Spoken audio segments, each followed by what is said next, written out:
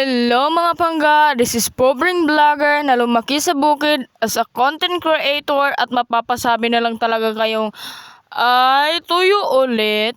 So ngayong araw nga pala mga pangga, magluluto nga tayo ng adobong manok.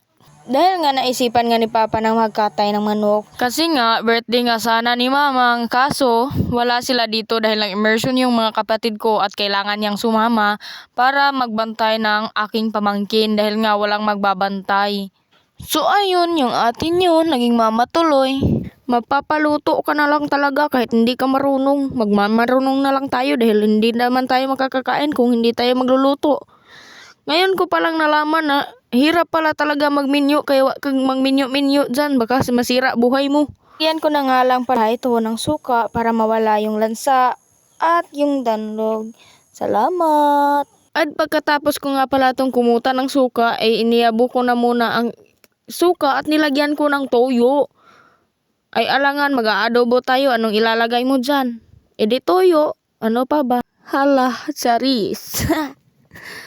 So at yun nga, nilagyan ko na nga lang din ito ng asin at saka Ajinomoto or bitsin. Pagpasensyahan nyo na ang ating Tagalog ha dahil hindi tayo expert in Tagalog. Huwag niyong bas-bas kayo dyan. Huwag kayo bas-bas dyan ha. Dahil hindi ako expert. So at yun nga, nilagyan ko na nga lang pala ito ng luya para naman magmukhang karne. Ay alangan namang maging mukha mo. Mukha ng aking basir na parang manok. Parang lubot ng manok, laging kibot-kibot sa social media. Ay talagang sasayaw pa tayo dahil para maibsan naman ang ating pagod dahil sa pagsasayaw lang nawawala ang aking pagod. Ay, hala, kala mo naman kung sino dancer. So at yun nga, nilagyan ko na nga lang pala ng bawang ang kalaha. Dahil magigisa muna tayo bago natin lagyan ng ng tuyo at lagyan imong niluto, tilawan na nato.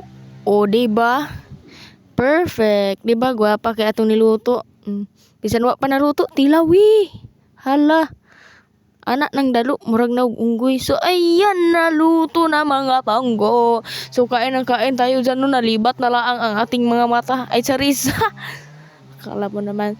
So, kain muna tayo mga pangga. So, babu. See ya.